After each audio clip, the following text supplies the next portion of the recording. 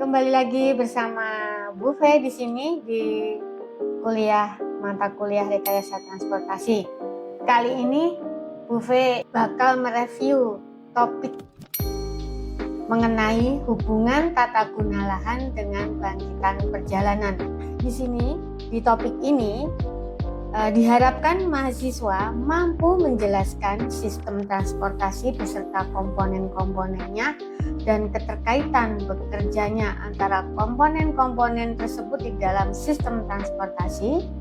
Dan lebih dalam lagi, mahasiswa diharapkan mampu menjelaskan hubungan antara tata guna lahan dengan bangkitan perjalanan.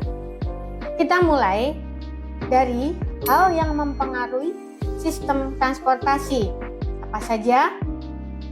Tata guna lahan, sistem jaringan jalan, sistem moda angkutan, sistem parkir, sistem terminal, sistem tanda lalu lintas, dan sosial budaya. The Land Use Transportation Cycle. Dari beberapa hal yang mempengaruhi sistem transportasi di atas adalah tata guna lahan atau land use merupakan yang terpenting. Hal ini dikarenakan tata guna lahan memacu bangkitnya arus lalu lintas. Lebih jelasnya dapat dilihat pada gambar ini, ya. Dari gambar ini menunjukkan bahwa perubahan fungsi dari lahan akan menaikkan atau membangkitkan perjalanan ke tempat tersebut. Dampaknya akan menaikkan kebutuhan akan transportasi. Untuk itu perlu penambahan fasilitas transportasi, misal angkutan umum dan fasilitas-fasilitas yang mendukung lainnya. Selanjutnya, dengan adanya penambahan fasilitas transportasi akan memberikan kemudahan aksesibilitas ke tempat tersebut.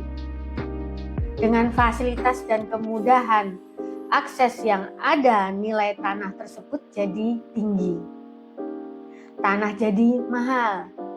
Dengan makin mahalnya tanah yang ada, maka akan terjadi perubahan fungsi lahan tersebut dan seterusnya akan berulang lagi siklusnya seperti konsep pada gambar tadi.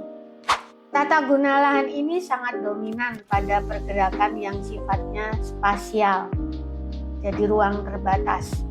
Pergerakan yang spasial sangat ditentukan oleh letak daerah pemukiman, letak daerah industri, letak daerah pertanian. Apa saja ya faktor pergerakan spasial? Itu ya tadi letak daerah pemukiman, letak daerah industri, letak daerah pertanian. Transportasi atau pergerakan orang dan barang yang sudah diulas di pertemuan sebelumnya akan berkisar pada 3 daerah tersebut. Orang bekerja ke daerah industri dan sore hari pulang ke rumah, demikian juga barang atau hasil pertanian dan lain-lain dibawa ke pabrik untuk diolah dan hasilnya dipasarkan ke daerah pemukiman sebagai konsumennya.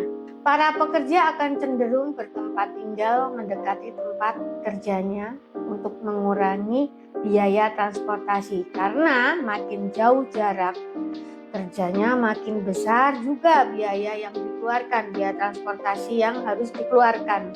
Dengan demikian terjadi urbanisasi.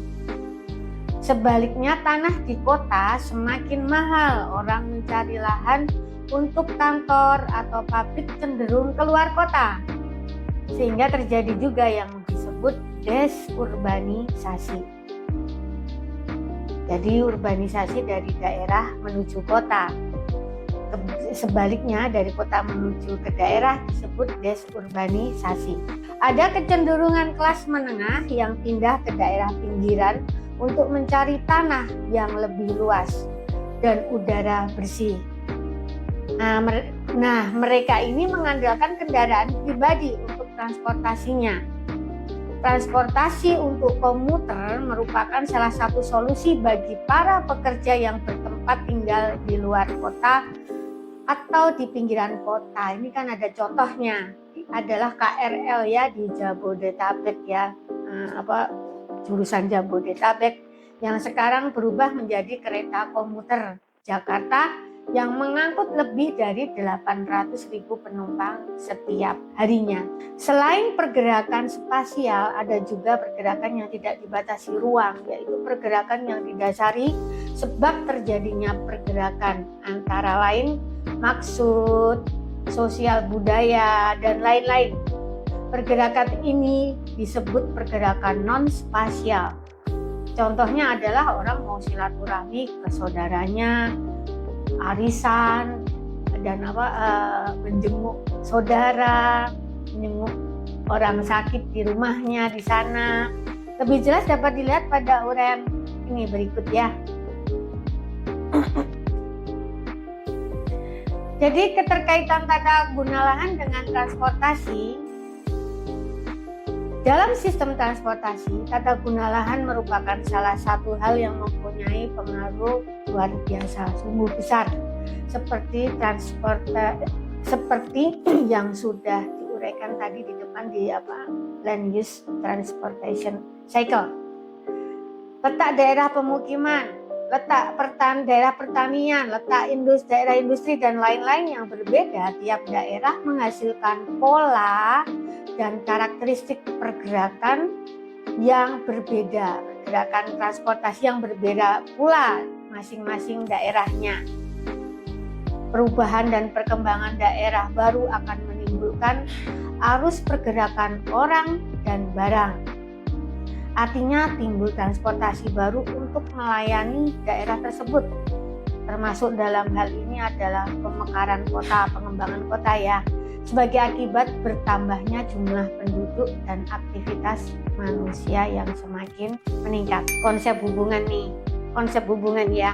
Konsep yang digunakan dalam interaksi antara guna lahan dengan transportasi adalah sebagai berikutnya. Ini konsepnya seperti di gambar ini menunjukkan bahwa A merupakan tata guna lahan dan fasilitas transportasi, merupakan sistem tertutup saling terkait, yaitu kegiatan guna lahan memerlukan pengadaan prasarana transportasi, misal jalan dan sebagainya. Sedangkan pengadaan prasarana transportasi mendorong timbulnya kegiatan guna lahan yang lain sebagai B. Kemudian yang C merupakan besarnya lalu lintas yang terjadi tergantung tingkat kegiatan guna lahan dan karakteristik fisik fasilitas transportasi. Dengan demikian, seorang land use planner dapat menghidupkan dan mematikan suatu daerah dengan mengubah tata guna lahannya. Pengadaan prasarana dan sarana transportasi memacu timbulnya kegiatan guna lahan tampak pada daerah yang baru dibuka. Tentunya keramaian atau perkembangan terjadi di sekitar jalan baru tersebut. Pembuatan jalan baru dapat memacu perkembangan daerah. Demikian juga sebaliknya, keramaian suatu daerah atau pembangunan fasilitas umum yang baru seperti mal, pasar, kawasan kampus, dan lain-lain akan juga menyebabkan timbulnya atau dibukanya jalan baru. Demikian sebaliknya. Jadi ketika jalan dibuat baru timbul peningkatan atau berubah fungsinya tata guna lahan di sekitar, atau saat ada tata guna lahan atau pembangunan di wilayah tertentu akan tumbuh jaringan jalan yang baru. Oleh karena itu, pembangunan fasilitas umum yang baru pada daerah yang sudah padat perlu hati-hati, sebab akan membangkitkan arus lalu lintas. Ya, seperti tadi ya di gambar land use transportation cycle. Ada nih contoh ya, adalah pembukaan jalan tol baru. Nanti akan menyebabkan pengusaha rumah makan di jalan lama mungkin bangkrut ya, karena ada tol. Karena orang beralih ke jalur baru yang lebih cepat ya dan nyaman. Dengan jumlah penduduk yang meningkat cepat di negara berkembang seperti di Indonesia, pada tahun 2030 kota Jakarta bisa diprediksi menjadi kota terpadat di dunia setelah Tokyo. Maka kebutuhan lahan untuk perumahan dan transportasi juga akan tentunya semakin meningkat. Ini ada, menurut laporan Euromonitor International, ketika itu Ibu ambil dari Kompas tanggal 10 Oktober tahun 2018, berjudul Megacities Domination pada tahun 2030, Jakarta akan menjadi kota terpadat di dunia dengan jumlah penduduk 35,6 juta. Disusul kemudian Tokyo, jumlah penduduk meningkat hingga 35,3 juta. Lanjut Karachi, Pakistan, 32,3 juta penduduk. Manila, Filipina, selanjutnya adalah 30,4 juta penduduk, dan Kairo 29,8 juta penduduk. Hal ini akan menjadi problem dalam pengaturan pergerakan lalu lintasnya, perumahannya, dan infrastruktur dan lain-lain. Tahun 2018 kemarin, Kota Jakarta menempati urutan ketiga kota termacet di dunia dengan indeks TomTom sebesar 58%. Artinya saat macet, waktu tempuh naik 58% dibanding saat lancar. Urutan pertama adalah Kota Meksiko dengan indeks 66%. Disusul Kota Bangkok dengan indeks 61%. Untuk itu perlu sebuah perencanaan kota yang terpadu, khususnya antara tata guna lahan dan transportasinya. Tujuan perencanaan sistem interaksi land use dan transportasi ini adalah untuk mencapai keseimbangan yang efisien antara kegiatan guna lahan dan kemampuan transportasinya. Dengan kata lain, tidak bisa merencanakan suatu tata guna lahan tanpa sekaligus merencanakan sistem transportasinya. Beberapa kota besar di negara maju sudah melakukan hal ini. Penataan tata guna lahan yang berorientasi pada transportasi atau yang dikenal dengan Transit Oriented Development atau TOD. Sebuah kawasan dengan penduduk yang padat bermacam-macam kegiatan, ya, penduduk padat dan tentunya macam-macam kegiatan, dan fasilitas transportasi yang dapat dijangkau dengan jalan kaki dari pusat kegiatan tersebut. Nah, saat ini Jakarta sudah mulai merencanakan untuk menata lahannya dengan sistem tadi, TOD tadi.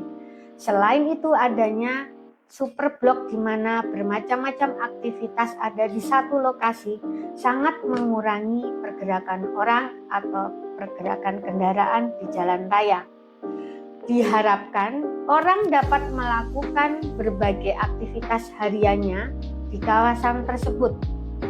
Tidak perlu ke tempat lain. Dengan demikian akan mengurangi pergerakan di jalan raya dan dapat mengurangi kemacetan. Plotting tata guna lahan di luar konsep yang TOD ya, itu ada eksplisit, ada mixed land use, dan guna lahan dominasi. Eksplisit kita urai. Pada sistem eksplisit ini, tiap jenis peruntukan atau kegiatan dibedakan lokasinya sebagai pemukiman, industri, dan pertokoan. Eksplisit memiliki keuntungan kegiatan tersentralisir, rumah tidak terganggu polusi, arah yang dituju lebih jelas, terpusat mudah untuk tujuan. Namun juga memiliki kerugian, yaitu lalu lintas searah, kalau siang ramai, kalau malam sepi. Terjadi lonely street, tidak semua orang mudah mengais rezeki.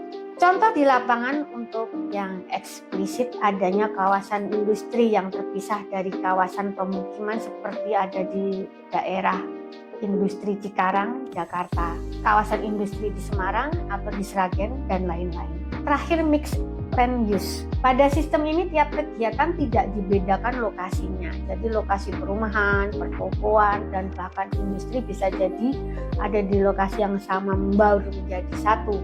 Konsep dasar yang digunakan adalah orang bekerja sedekat mungkin dengan rumah, sehingga banyak perumahan pegawai yang satu lokasi dengan kantor tempatnya bekerja.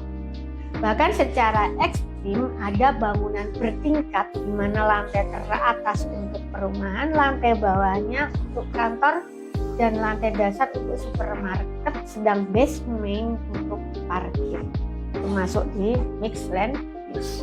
Kondisi mixed land use ini, di kondisi seperti ini banyak terjadi pada daerah-daerah pusat perdagangan, perkantoran, di mana sering terjadi kemacetan lalu lintas dan harga tanah yang sangat mahal, sehingga orang memanfaatkan tanah seefisien mungkin. Ya, pada skala kecil dikenal istilah rumah toko, ruko, atau rumah kantor, rukan, yang banyak dijumpai di daerah urban. Ditinjau dari segi transportasi, sistem mixed land use menguntungkan karena akan mengurangi jumlah pergerakan kendaraan di jalan raya yang pada akhirnya mengurangi kemacetan lalu lintas.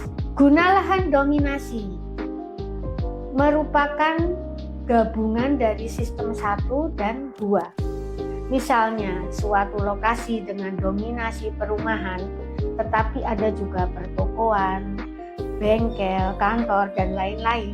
Atau sebaliknya, suatu lokasi perkantoran, tapi ada toko, ada bengkel, dan bahkan ada pemukimannya. Ditinjau dari sisi transportasi, hal ini sebenarnya tidak baik.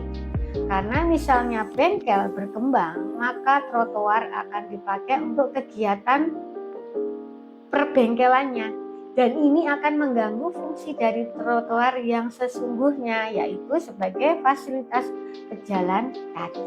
Konsep yang ini menjadi dasar berkembangnya kota mandiri dengan harapan semua kegiatan yang ada, yang mesti kegiatan bekerja, belanja, bertempat tinggal, belajar, dan lain-lain difasilitasi di kota mandiri, sehingga tidak menjadi beban kota yang ada.